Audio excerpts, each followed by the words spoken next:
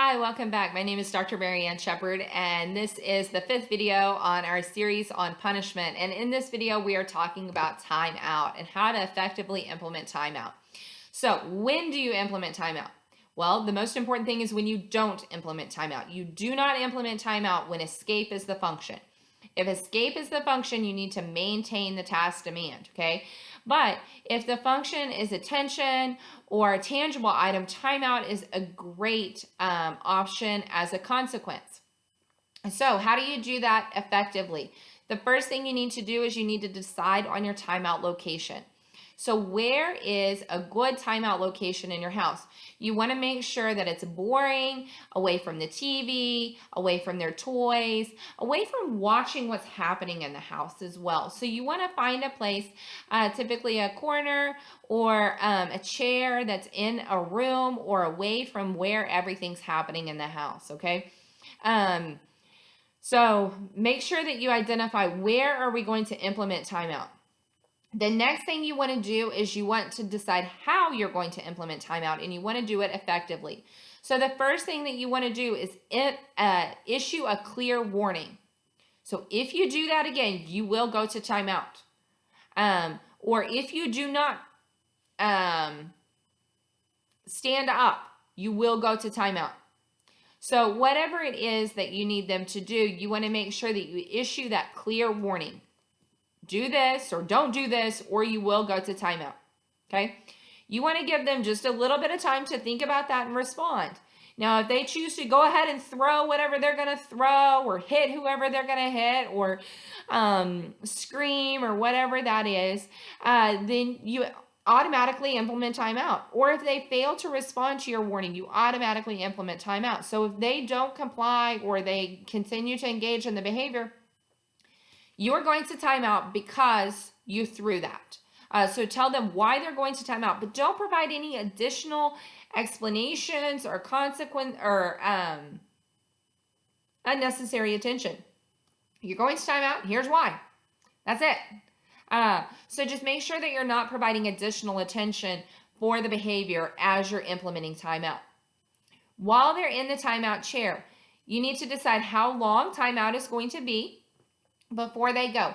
One of the general recommendations is a minute for each age. So a 2-year-old gets 2 minutes, a 3-year-old gets 3 minutes, a 4-year-old gets 4 minutes, and a 5-year-old gets 5 minutes. I would say no more than 5 minutes, even if they're older. But decide on how long your timeout is going to be.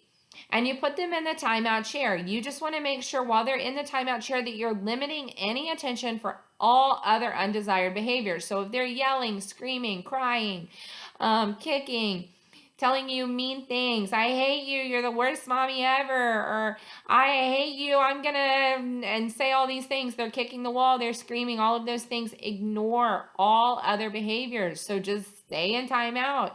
Let them have it out, okay?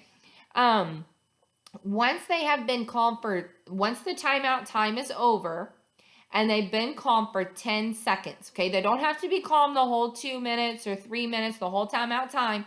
They just have to be calm the last 10 seconds. So once the timer ends, plus 10 seconds of calm. So maybe that was the last 10 seconds of the 2 minutes, or maybe it was 3 minutes and 10 seconds because they weren't calm the last 10 seconds, and it took 3 minutes for them to calm down, and then they're 10 seconds, okay? Once they're calm, then return them to, one other thing. If they get out of the timeout chair or leave the timeout location, immediately put them back. Don't look at them.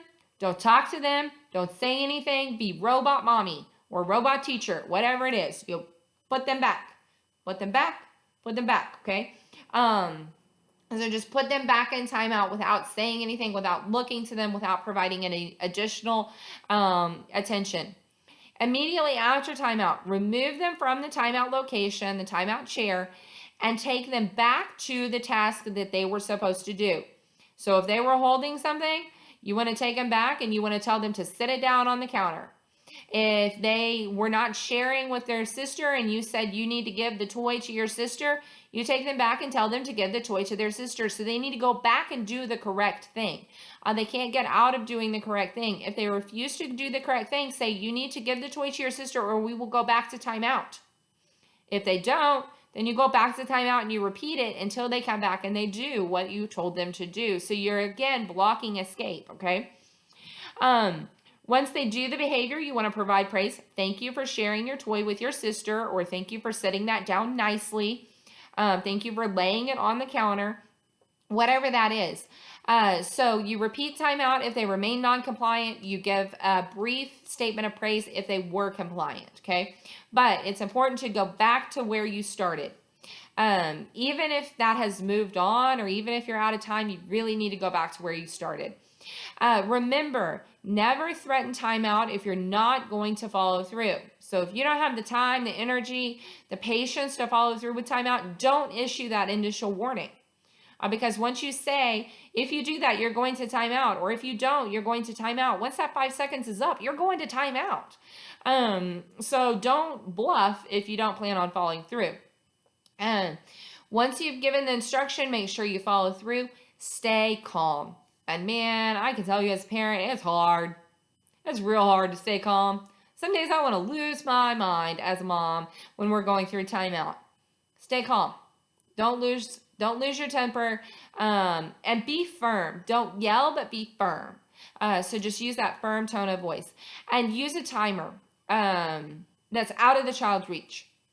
If your child tries to comply as soon as you say, okay, we're going to timeout, they're like, okay, I'll do it now, or I'm so sorry, I'll be good, I'm so sorry, I didn't mean to. I'm sorry, but it's too late. You made the decision, and now we're going to timeout. Go ahead and follow through with that timeout. If your child is yelling mean or hateful statements or comments, just make sure you ignore those, even though those aren't things that you want. You don't want to inadvertently reinforce those by attending to those in timeout. If your child is still crying when the time is up, again, just make sure you wait for that 10 seconds of calm.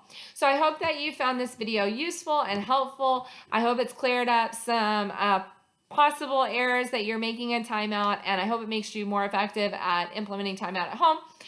Please follow us on Facebook or on YouTube with everydaybehavior.Marianne, or with Dr. Marianne, or follow us on our website at www.everydaybehaviors.com. Thank you, and have a great day.